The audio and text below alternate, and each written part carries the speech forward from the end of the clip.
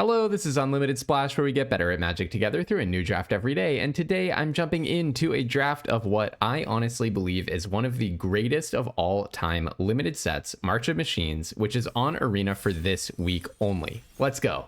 If you don't know the cards, don't worry, I will be reading a bunch of them as we go along, and we are starting out with a complicated but I think very powerful card. This is a 4/4 for 5 with Convoke. When it enters, you look at the top 6 cards of your library. You can reveal up to 2 creature cards with mana value X or less, where X is the number of creatures that you use to convoke the Knight Errant.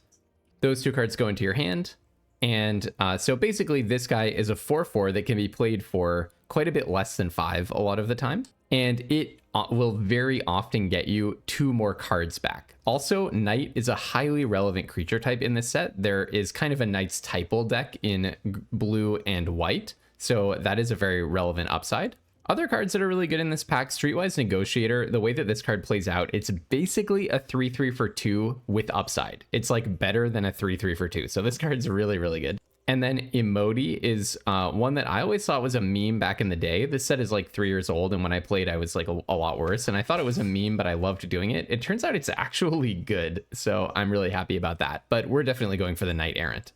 Okay, Ob Nixilis. I'm not sure about this one. So a 4/3 flying trample for 4. That's already really good, right? When one or more opponents lose exactly 1 life, put a +1/+1 counter on it. Exile the top card of your library, and you can play that card. I mean, this has got to be good, right? A 4/3 flying trample for 4 is already just good.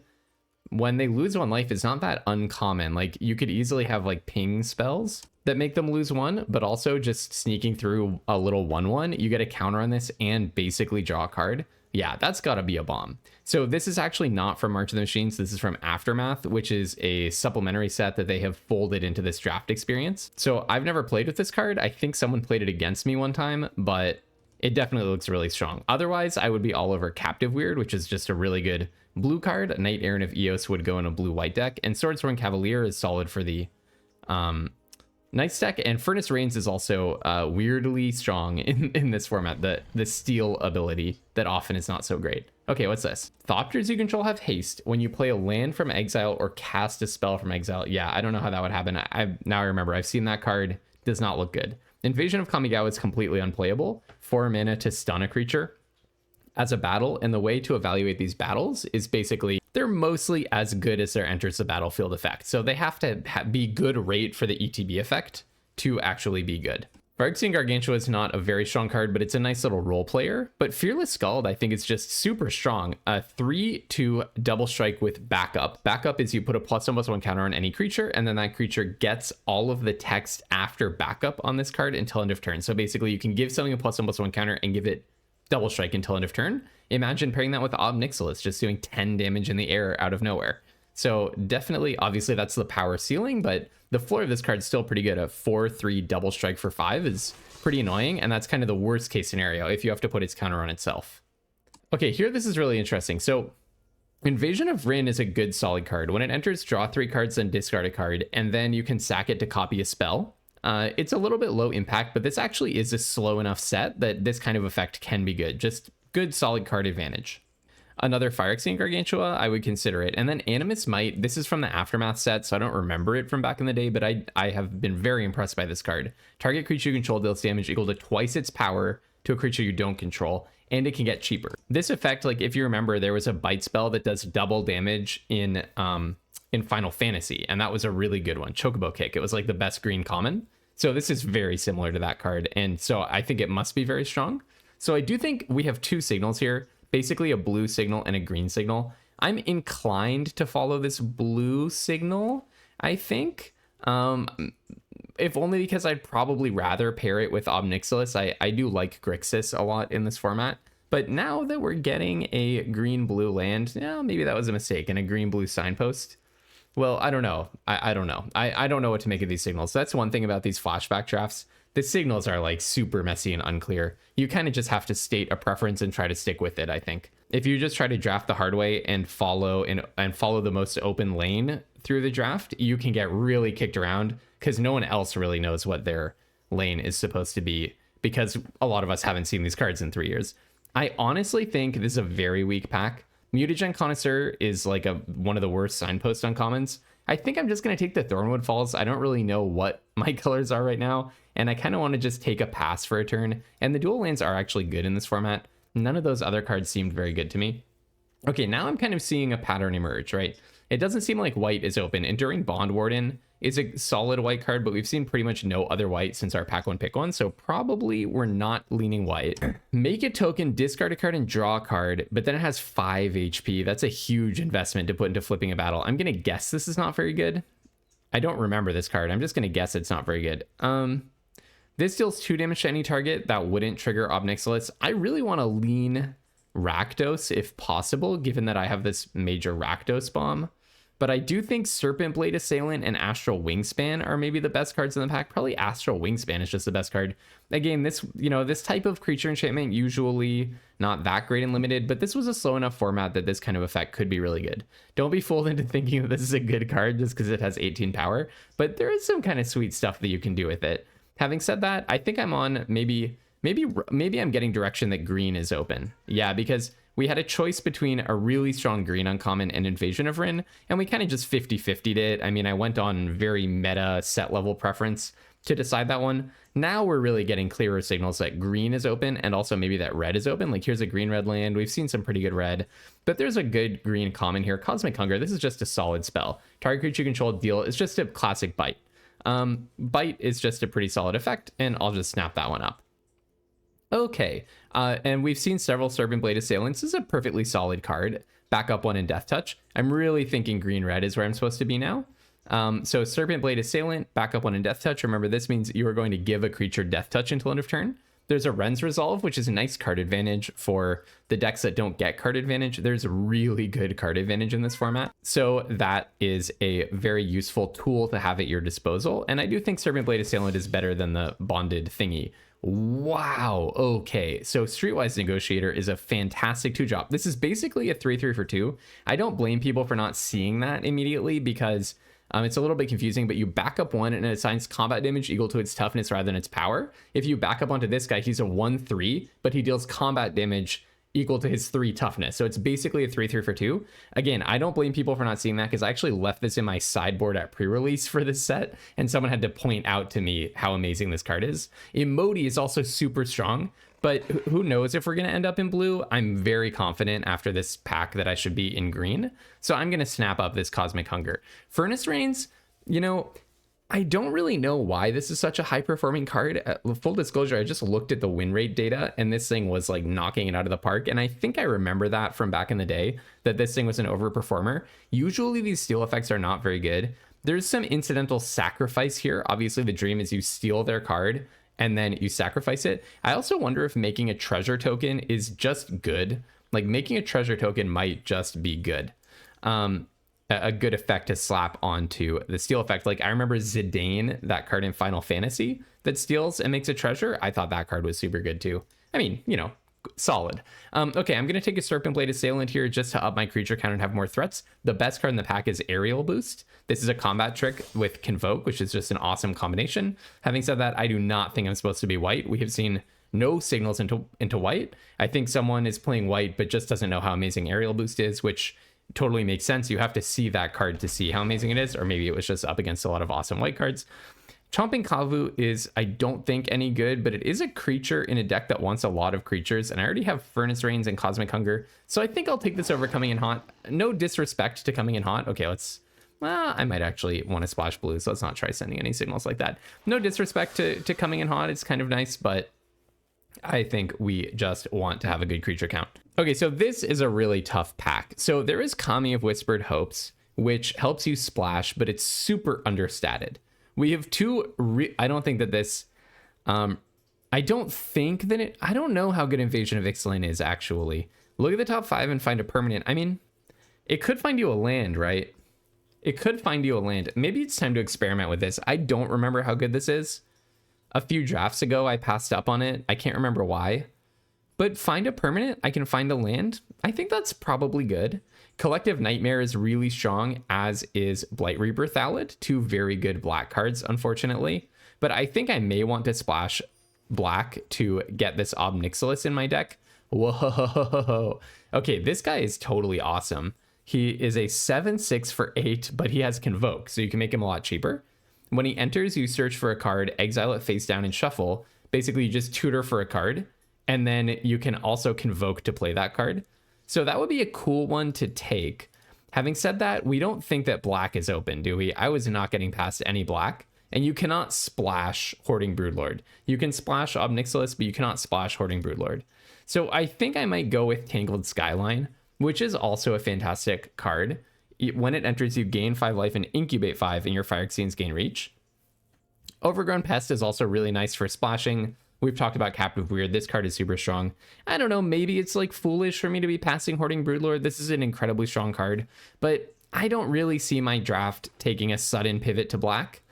I might be made to look like a fool if the black is absolutely flowing, which now it suddenly kind of is, but we got crystal clear signals from the right that we're not supposed to be in black, to my mind. Now we're getting amazing blue, which kind of makes sense because I did think that blue was cut, but Rona is a super strong blue card. Inga is a super strong blue card, and Oracle of Tragedy is a super strong blue card. So I could take Furnace Rains, which is one of the top red uncommons, but I'm not sure that you want more than one of those. More than one Furnace Rain sounds a little risky. I don't know, maybe I take it. It does make treasures, which helps my splash. That's kind of a interesting angle. Why don't I try it out? It's not a card that I play very much. It's way overperforming what I would have expected it to do. So that's a good signal that you should up it in your pick order and just see what the fuss is about. Wow, we are getting so cut. These flashback drafts are such a mess. How did the person to my left, no disrespect to whoever it is, but how did the person to my left look at what we passed them and say, okay, I should be in green and red? Because that's all that I was taking. I took a little bit of blue, really only 2 blue cards. And now they're passing me Artistic Refusal, Meeting of the Minds, and Preening Champion.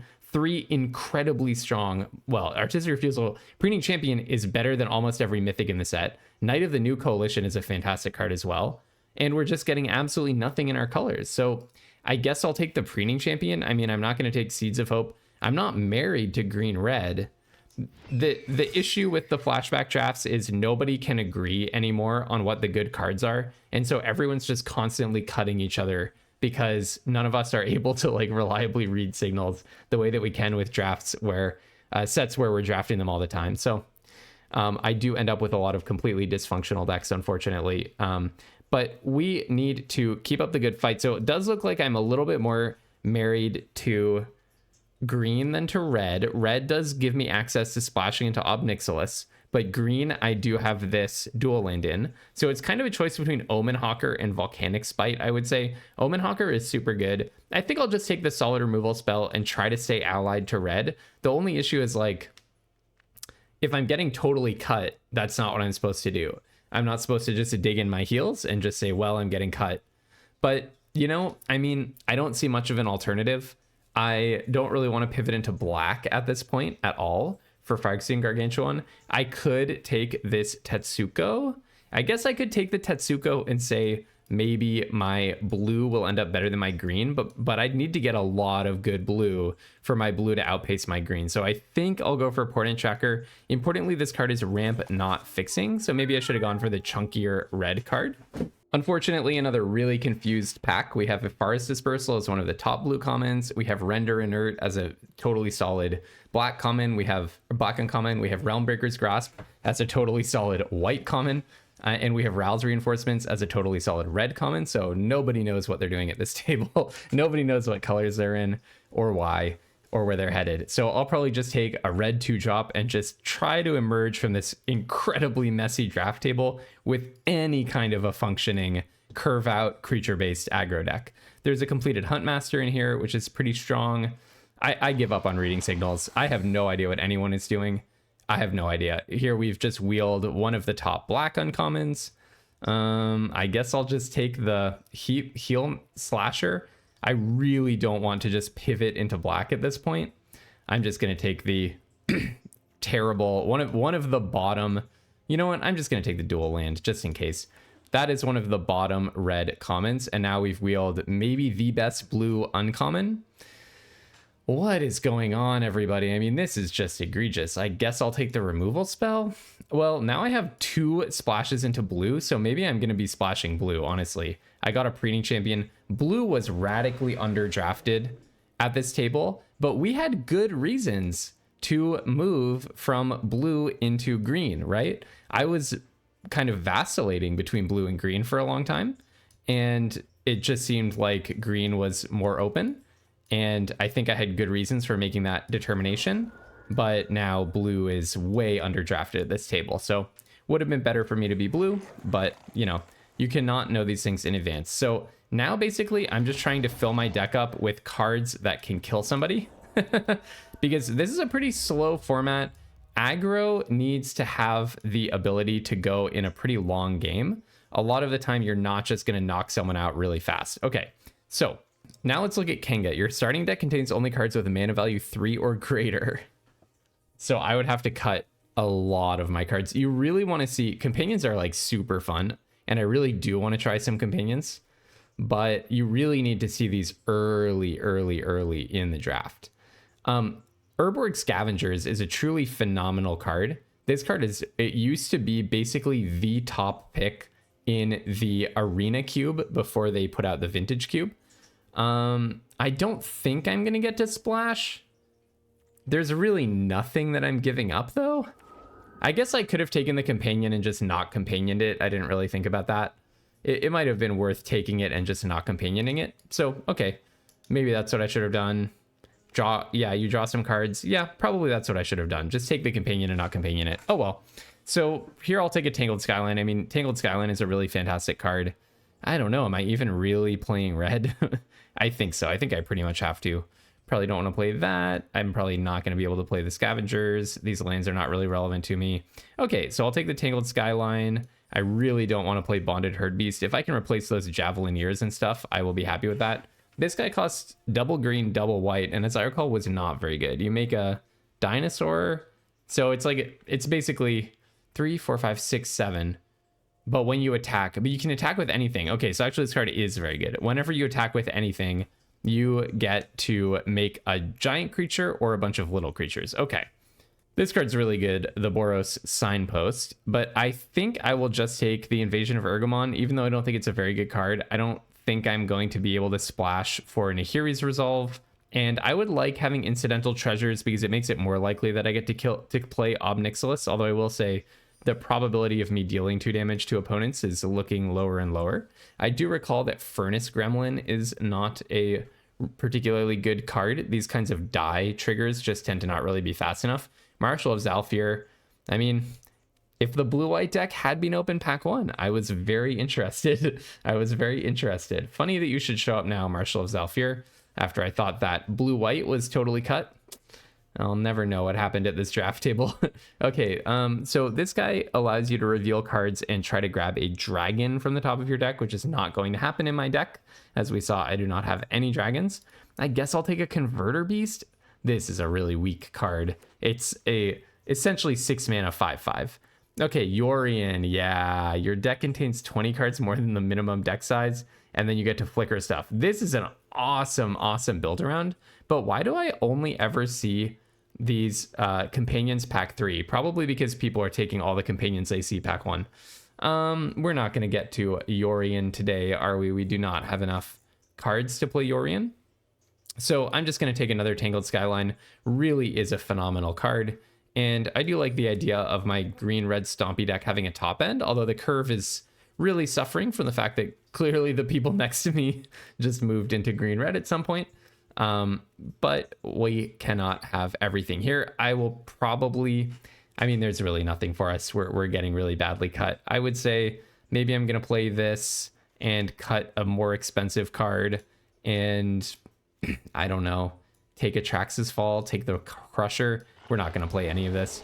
Okay, so actually green-red maybe is open and people are just in green or red. This card's good. When you attack, an attacking creature gets +1/+1. If it's attacking in battle, instead you put a +1/+1 counter on it. Really, it's just a 4/4 trample haste, right?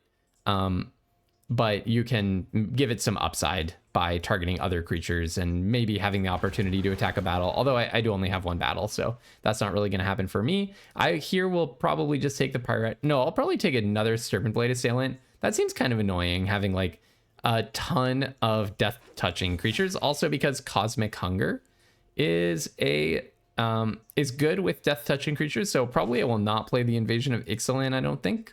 Seems a little bit too slow if I'm not actually trying to fix myself. And maybe I want this over the red one. Probably not. Probably I'd rather have the option of playing a few of that red card, the red cycler, mountain cycler. Here, I guess I will take Burning Sun's Fury. Why not? Some combat trick. At least this pack is making... No, Angelic Intervention is a top white common, so never mind. Nothing's making sense and never will ever again. Okay, I'll take a Bonded Herd Beast and a Furnace Host Crusher. And our deck is looking like it can deal some damage. You know, it's looking like a deck that can put stats on the field and deal some damage. I think I probably do not splash for Ob Nixilis, but I have really, let's count the number of treasures that I have. I didn't get access to a single dual land or a single card that searches for a black source, so I think I'm not going to be on the Ob Nixilis. All right, this is just a very simple Timmy deck. Put stats on the field, curve out, beat down. I think for curve reasons, I'll play some of these random 4-drops, even though maybe we would be better off with like a Furnace Host Crusher.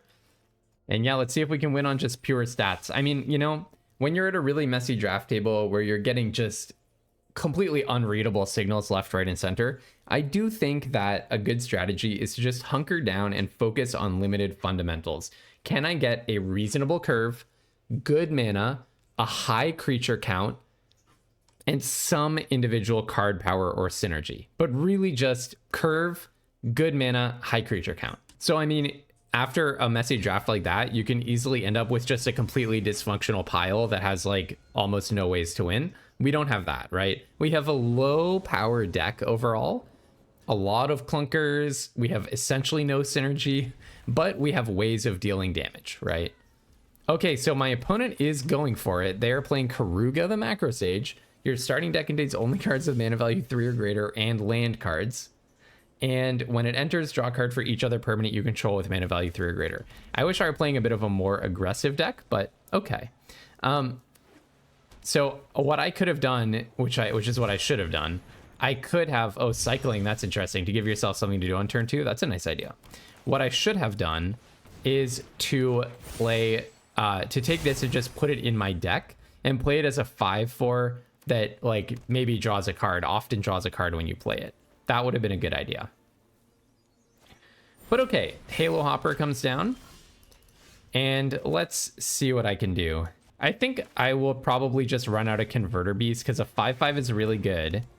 I don't really want to spend my Volcanic Spite right now with nothing to put on the bottom. So what I can do next turn is maybe Fearless Scald, putting a counter on the Serpent Blade Assailant to give it First Strike. First Strike and Death Touch is a very nasty combination. Makes it very, very hard to block. I mean, Double Strike, really. Okay, down comes Blighted Burgeoning, and then they can activate this, but they actually can't. I know you can't cast a spell with those mana.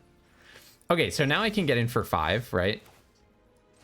And I think I will do that. Fearless Scald on the 5/5 is pretty nice, isn't it? So let's go in for 5.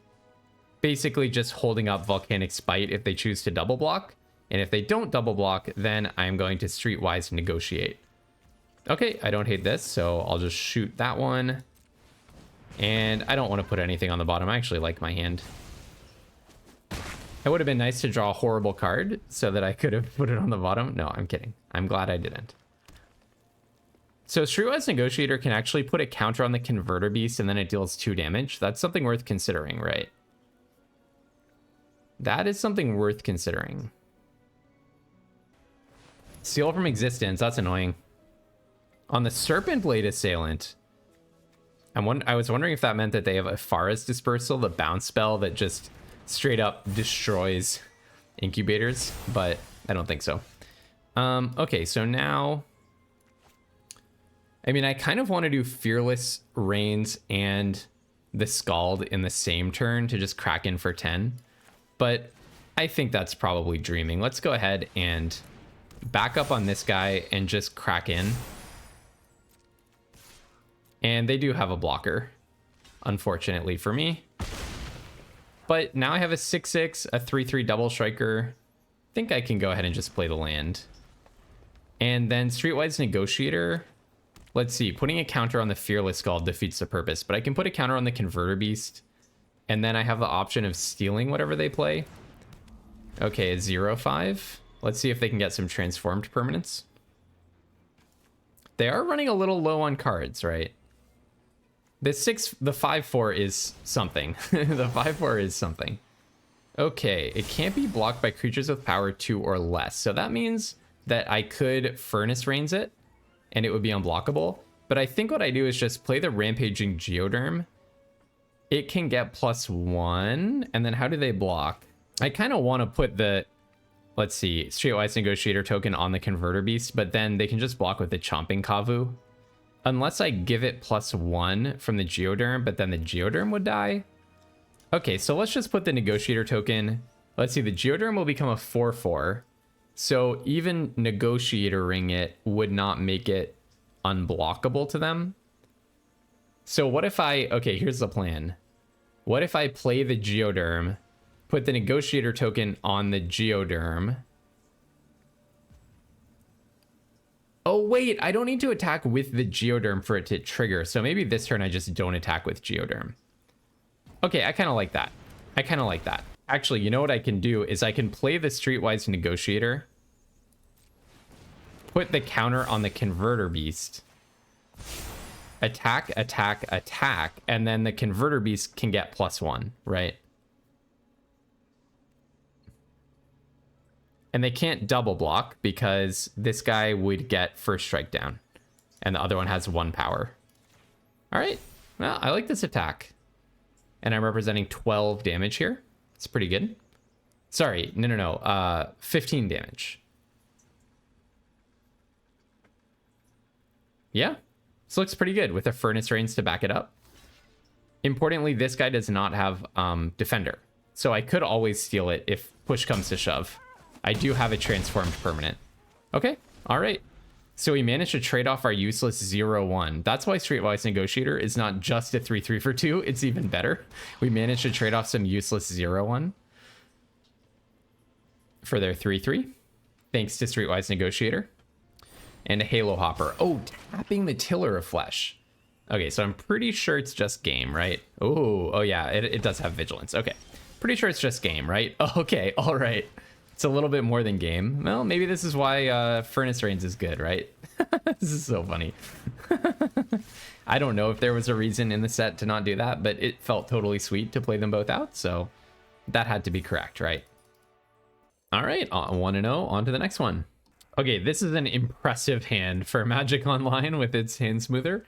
5 green is a little bit much. I think we'll be mulliganing this one. Oof. I gotta go to 5. And it's all red. Only hands that have just 1 color in them. Well, I mean, Volcanic Spite does put back a card and Furnace Reigns makes a treasure. I think we'll get rid of the Rains and the Tangled Skyline maybe, since that's just the slower card. Although this does gain me life back, so maybe that's... Nah. Actually, yeah, I kind of like the idea that it gains me life back. I have a pretty good curve overall, so... I kind of like the idea of it coming down 1 turn later, but gaining me 5 life. 5 life is a big game. Okay, another red. Thank you. Thank you. Thank you, deck. I appreciate it. That's so nice of you. Also, it kind of gives me 1 more turn to get the green source in a way. I just need this to resolve. If they have like a hexproof trick or the angelic intervention protection trick, okay, there we go. Then I would be just lost, so I need that to resolve. Yeah, the thinking in like going with the 5-drop instead of the 4-drop is also like, you know, if they're kind of comparably powerful, and we're about to see why Captive Weird is so incredibly strong, it just draws you a card. It straight up just draws you a card and is a 3/3. It's just awesome. They were not going to get the stun off of this guy, though, because the Weird is not a knight, so they will not get to stun my creature. Anyways, the thinking is like the putting down the 4-drop Then for that to be good, I need to hit green on turn 4. Oh, they get to tap it down, but they don't get to stun it. I see.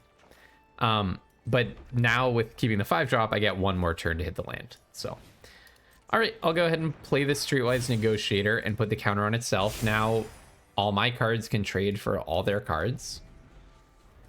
But I'm on 2 cards, and they're on 5 cards after that, so not feeling optimistic. Oh, they have a whole 3rd color? Okay. Bola Slinger. Okay, yeah, this is like a very tempo-y. You can play this in like a very, very tempo-y deck. When it attacks, tap a creature an opponent controls. It can be a big game, but it's a really win more card. It's like if you're already way ahead on the board, that's a way to get even more way ahead on the board. All right, so I'll go ahead and play Tangled Skyline. I do get to go back up to 19. This card is so good. It comes with a 5/5 stapled onto it. It gives you 5 life, and it gives all of your Phyrexians reach. So one of the best cards in the set, like I said, is Preening Champion, which is a 2/2 flyer. And it's one of the best cards in the set because it comes with another rectangle and a little 1/1 attached, but also because just playing flying cards early with a reasonable amount of power turns out to be really good in this format. All right, I'll go ahead and block the 2/2. Oh, I'm actually very surprised that it died. I wonder if they have a way of dealing 1 damage to this. And so having things with reach can be good. It's just a format that has not that much reach and not that much flying.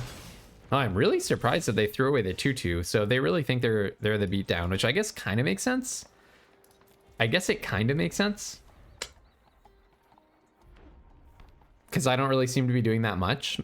But I would have thought that if you're playing Eyes of Gataxias and stuff. Yeah, see, Preening Champion, normally I'd be really scared here. It's a 6-turn clock. But my Phyrexians get reach. So I'm not nearly as afraid. Okay, Sunblast Champion. When it attacks you, make a token. Whoa, they just spat out their whole hand. What was keeping all this back before, huh? Yeah, you make a token and then you put a +1 counter on that for each counter on this one. Okay, and then you sacrifice it. An extremely strange attack. They're all tapped out and everything. I don't get it. I don't get it. Are they just saying like they're so far ahead that they can throw away like all of their material? I'm not sure that they should be doing that. I don't think I can punish them for these decisions that they're making, but I don't really think that they should be playing this aggressively. I've said it before and I'll say it again. People online play really aggressively. This is a nice example of that. They threw away, they just gave me for free the Bullet Slinger and the Protocol Knight. Those could be important game pieces, but we'll see. Maybe they're just going to kill me here. So I did flip the Goremonger even though it cost me 2 life. Oh, joy. 4 damage to a battle or an opponent. They can just do 4 to my face here. So they top decked 4 damage to me. Okay, well, that's definitely a way that I lose. Okay, so maybe they just knew that their deck is like just colossally mega aggressive. I will say if you have a colossally mega aggressive deck, probably Eyes of Gataxias doesn't belong in it and you shouldn't be playing across 3 colors, but okay. Well, they got me here. They got me here. But I mean, they gave me a lot of opportunities to beat them. From my Malta 5, they just gave me 2 free cards back. If they hadn't top decked the 4 damage to a player, then I'm feeling pretty good from that position, I think. I was going to go pretty low, partly because I flipped the Phyrexian, but then I was going to make them... I mean, my blocks were really good, especially because when the Phyrexian dies, they have to sacrifice a creature. So, okay. All right, better hands this time, please. I don't want 3 in a row with only 1 color again. Okay, very good. No, this is awesome. Good hand. Still not very happy with my deck, but it's a good hand. So this is kind of cool. Like, on turn 2, I could play this, and then on turn 3, I could play Converter Beast if I want to. That might be better than the Pyretic Prankster, but honestly, I'm not sure that I want to discard any cards right now. I guess I could discard the Javelineer to ramp myself into, like, Tangled Skyline or something. That doesn't sound so good.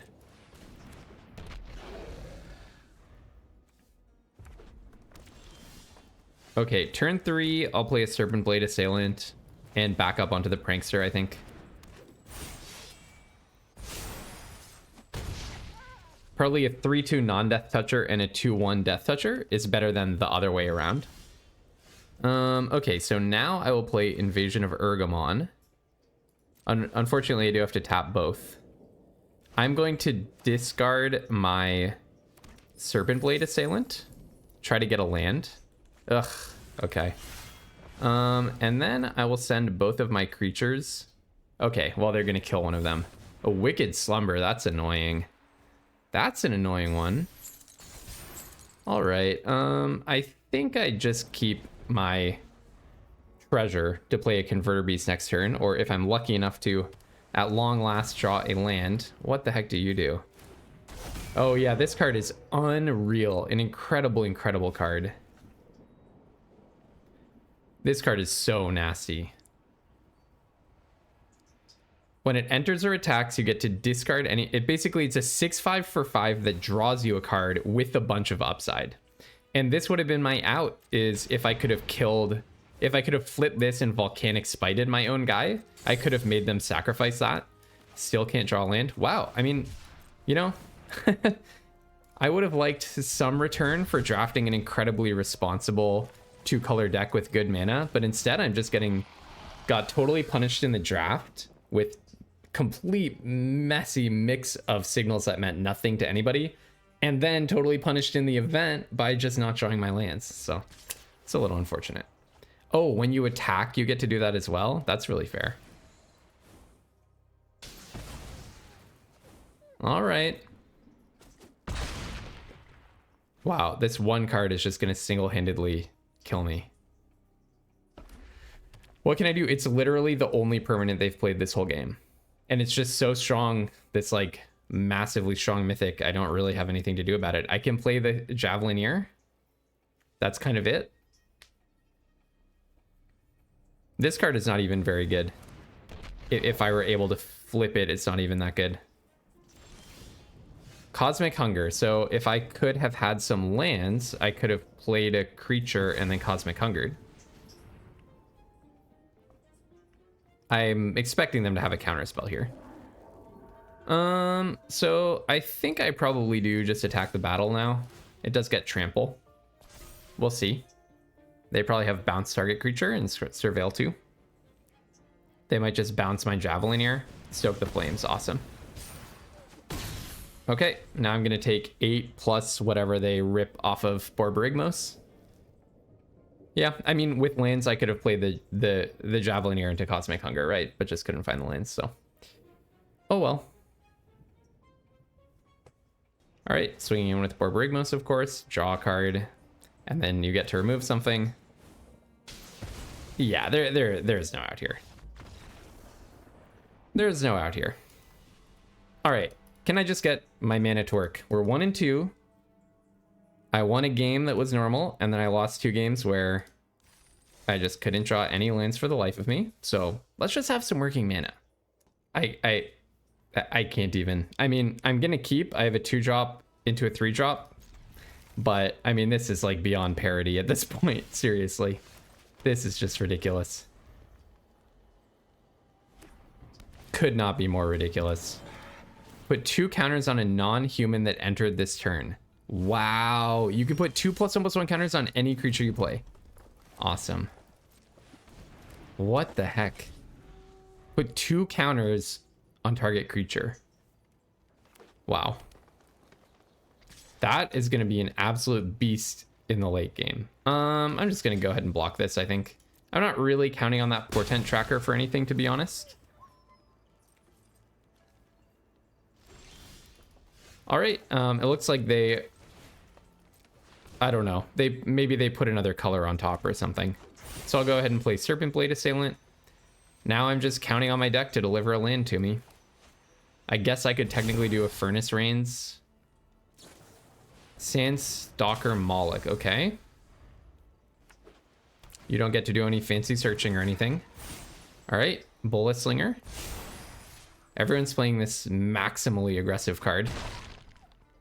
All right, not a land, not a land. All right, I'll shoot the Sandstalker Moloch. I mean, I guess I could also take it and attack with it and get a treasure token, but I'll shoot that thing. I will put back a Furnace Rains and try to get a land. All right, that's a land. Now that is a land. And then I'll go ahead and I will play a Thrashing Frontliner. And I don't think I attack. No particular reason to attack. Now I'm just trying to play Tangled Skyline. I have Cosmic Hunger as a bite spell to deal with whatever they play. But they have this ridiculously strong rare where just in the late game, all of their creatures are bigger by +2/+2. All right, Chomping Kavu, and then they get to crash in. Still can't draw land. Probably, let's see. Probably just play Converter Beast and pass, honestly. Then I'll block the Chomping Kavu with Serpent Blade Assailant and take the 3. Oh, no, sorry, they'll tap the Serpent Blade Assailant. In that case, I'll just chump the Bolas Stinger. And then the Billy Rider gets... Are you kidding me? The Billy Rider, this Double Striker becomes a 3/5. Unreal. Okay, well, in that case, what I'm going to do is just block that with the Death Toucher, because the Death Toucher cannot kill this anyways. I mean, it can with Cosmic Hunger, but what I can do is activate this guy. And then I think I might as well attack for 5. No, because if they block, then I don't get to do damage. So let's just do this and attack. And now because I have Tangled Skyline, I'm feeling pretty good about... I can take a little bit of damage. I can even chump with Converter Beast if they let me. Placid Rottentail is a 3/3. That's so funny. That is so funny. Oh, this card is so good. Holy cow. This random Aftermath land. I'm going to be taking this really highly if I ever get the opportunity. Okay, so now I can almost Furnace Rains into Tangled Skyline. I'm 1 mana short. So probably what I want to do is just attack with the 5/5, play the Skyline, and then I actually have them dead on the crackback, so they have to be really careful. I actually have them dead on the crackback. So go ahead and play this. Right, I gained a life. So I'm representing lethal on the board. They can't attack with both unless they drew a removal, an interactive spell, a creature or removal spell, something. All right, so in that case, do I just Scald it up? Probably worth doing. Well, no, because then I can't also activate this guy. So, okay, I will Furnace Rains the Bullet Slinger, and that's how I'm going to try to represent lethal. So I will attack and attack, and then attack with this guy to tap your thing down. Okay, we got there. We got there. All right, folks, I'm 2-2. 2 wins and 2 losses. 1 more win, and we at least make 2/3 of our gems back. All right, this is a responsible hand. Yeah, I mean, look, I have a 2-drop, I have a 3-drop, I have a 4-drop. Okay, yeah, I can work with this. All right, it is the mirror match. Oh, I kind of like Portent Tracker into Converter Beast. That sounds aggressive. I kind of want to be aggressive in the mirror match. I think I want stats. Oh, they're actually a slower thing. Okay. Hold on. Why doesn't it let me? 1, 2, 3. Untap target land. And then tap. Okay, good. So I can do it. Yeah, I think I want to do Converter Beast over the Rampaging Geoderm. Geoderm is still going to be good in the future. I just really like the idea of swinging in with the 5/5. And if I draw land here, I could go Serpent Blade Assailant, put a counter on the Converter Beast, and turn that into an actual attacker. Sounds pretty good. I mean, this is a very aggressive start, right? This is a very aggressive start. They do have like lots of different types of removal available with these mana, obviously. So my 5/5, its days might be numbered. I would like to distribute my threats a little bit if possible. Blighted Burgeoning. Okay, I don't hate that. I don't hate the slowness of that idea. So I'm going to go... Is this worth it? I think so. 3 to put a counter on this guy. And then untap the land. It's so funny that they didn't implement this as just like the ability to use 2 mana. Activate this thing. And then in with both. Like that you have to actually show Arena. No, the way I want to tap this is tap, untap, and tap. It's pretty funny. Okay, so I mean, well, this is a very aggressive curve out. This is a very aggressive curve out. We'll see what they've got for me. Okay, Elvish Vat Keeper, and then they can, in fact, flip a 2/2. So I think what I want to do is probably Geoderm it up, and then in with everything, and I can put the +1 on the Converter Beast, but then they do get to kill it with the Vat Keeper. The other option is I could actually Furnace Rains their Vat Keeper and play the Geoderm, and then I'm going in for 3, 4, 5, 6, 7, 8. Suppose they block this guy. This is 3, 4, 5, 6, 7, 8, 9, 10, 11. So not quite yet, right? Not quite yet. Not quite yet. I do wish that I had a removal spell. I wonder if I actually just am supposed to attack with the 5/5 and the 2/1. Then they'll probably activate a 2/2 and block. Probably. I actually don't mind if they spend time making a 4/4 because that's just a bigger thing for me to Furnace Rains. Okay, I think I'm going to make a little bit more of a tame attack. I'm going to go ahead and play Rampaging Geoderm. And then I'm going to go in with these two. And I'm going to give the 5/5 +1/+1. The rationale here is now they cannot double block the 5/5. So all that they can really do is just pick off my Death Toucher, which means they're going to be taking 6. Technically, I could have just attacked with the 5/5. That might have been better. That's kind of the other line that I think is a really credible way of playing it. Very possible that I wasn't supposed to throw away the Death Toucher, but I kind of like the idea of diminishing the number of different creatures that they have, because I think that makes Furnace Rains way better. Invasion of Lorwyn. Destroy target non-elf creature. Okay. Right. You destroy target creature. Now this just has to work, right? There's no other way, but it looks like lethal to me. Pretty sure. Give +1 here. 3, 6, 7, 8, 9, 10, 11. Yeah, that was lethal. All right. Okay. Got 2/3 of our gems back. Kind of wish I hadn't dropped those 2 games to, well, whatever. I'll take ownership. I'll say it was a skill issue. I should have drawn better lands. But if I win the next game, I'm pretty happy because you basically make your gems back with 4 wins. Don't really feel like you failed. And so fingers crossed. And I do love any opportunity to draft March of Machines. This set is just so much fun to draft and so much fun to play. You should seriously check it out before it leaves Arena. All right, well, we are playing a top-rated Mythic player. So we're going to have to bring our A game.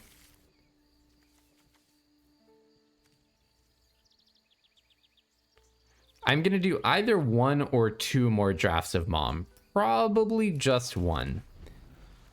Then they're having a different flashback next week. Ugh, so bad that I don't have a 2-drop. Finn the Fangbearer. This card is such a meme. This card is such a meme. So whenever it deals combat damage to me, I get 2 poison counters. It or any other creature with Death Touch. I'll go ahead and block that. Because your Death Toucher seems better than my Death Toucher, to be honest. Chrome Host Seed Shark. Another incredible card. And then, of course, I don't draw land. Because why would I ever draw land? I'm playing 17 lands in this deck. You might think from what's been happening to me that I forgot to put 17 lands in my deck. I actually do have 17 lands in this deck. It's a real thing. Okay, all right. Okay. Just no harm done. So they're holding up a 2-mana counterspell. So why don't we go ahead and... well, they could also have the -2/-2 trick is the other thing. Okay, let's see if it's a counterspell then. Because I'm actually more afraid of the -2/-2 trick. Eating the bite spell. Now we'll see if they do have, you know, some giant incubate. But I'm basically trying to get a kill in really quickly, right? The other thing I can do is... oh dear. Invasion of Lorwyn.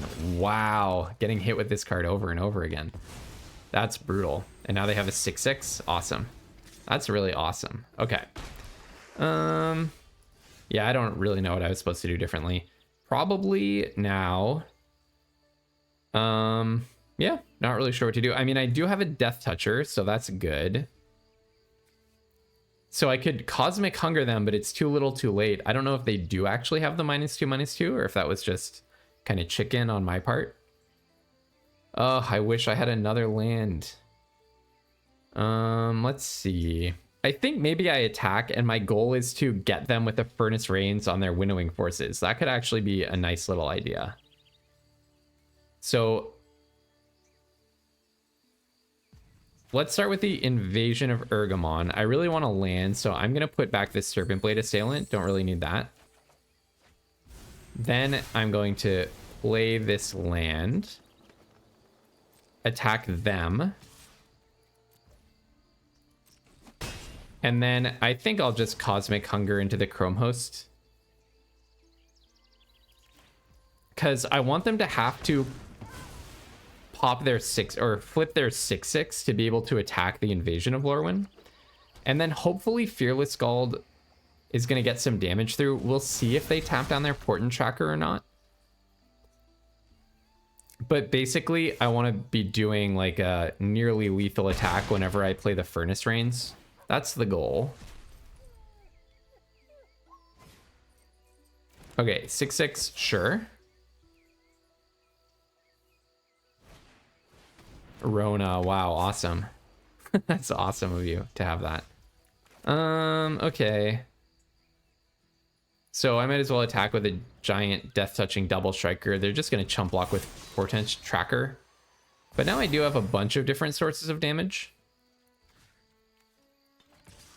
I mean, technically I could also attack the battle, but I don't think that's correct. I'm just trying to get damage in. I assume Portent Tracker is going to be the blocker here. Oh, or you have a Forest Dispersal or something? What's all this? Okay. They'd rather block with that than with the Portent Tracker? That's really interesting. We'll just go ahead and play this. Look as non-threatening as possible. Basically, I just want them to make, you know, to tap too many creatures. And not leave back enough chump blockers. That's the goal. Oh, they have some triple black thing? Reach the multiverse. Oh. Okay. They may be able to make me block because they're gonna get, they could get a hasting. Okay, no, there's no hasty 5/5 that they can get. Okay, so we actually could stand a chance. Let's see what they pull out of the bin. I would love to draw a second Furnace Rains. That would be awesome. Yeah, I mean, we might stand a chance. I'm representing 10 damage on the board. Suppose they swing out or just leave back one blocker. I just need to sneak through one more damage. No, they didn't get anything with haste. Sigh, that's too bad. So now I pretty much need to draw another Furnace Rains. They're only attacking with one creature. Yeah, that's smart. They may even be thinking of Furnace Rains and be playing around it, but this is a smart attack. Okay, now of course I just draw land. Well, I'll give them one more turn to screw up, I guess. But the problem is next turn they get to untap their Portent Tracker. Yeah, too bad. They clearly know basically what's going on here.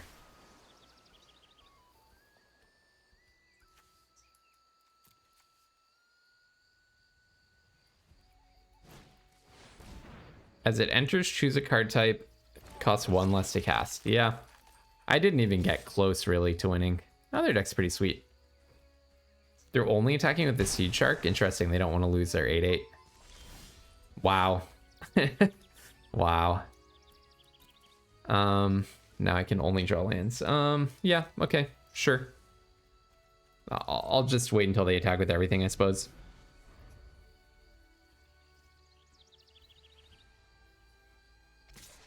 All right. Another 4. I don't know. I hope they play in an 11/11 flying. Yeah. Okay, I'll block the big one. Otherwise, I die. Too bad. Definitely lowers my chances of landing a Furnace Rains, and then you have another blocker on the ground. Yeah, I don't know. I don't know if I misplayed. Maybe it was wrong to not Cosmic Hunger when they had the open mana up and to try to play the Geoderm instead.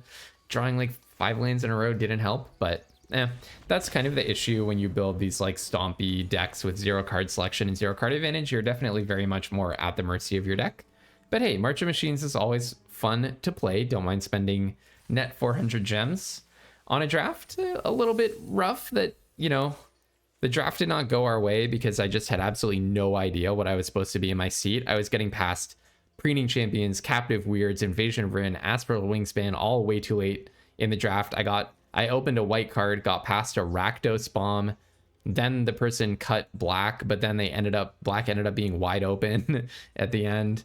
And green red was like, at least green was suddenly kind of cut and blue really opened up after earlier blue was cut and green opened up. So nobody has any idea what was happening there. And then we definitely got hit with some very bad variants in the first 2 games that we lost. The third game that we lost, you know, that was just, we got outclassed. So, all right, well, I do like playing MoM, and I'll be back with another draft or 2. Until then, have tons of fun playing Magic, and don't be afraid to splash.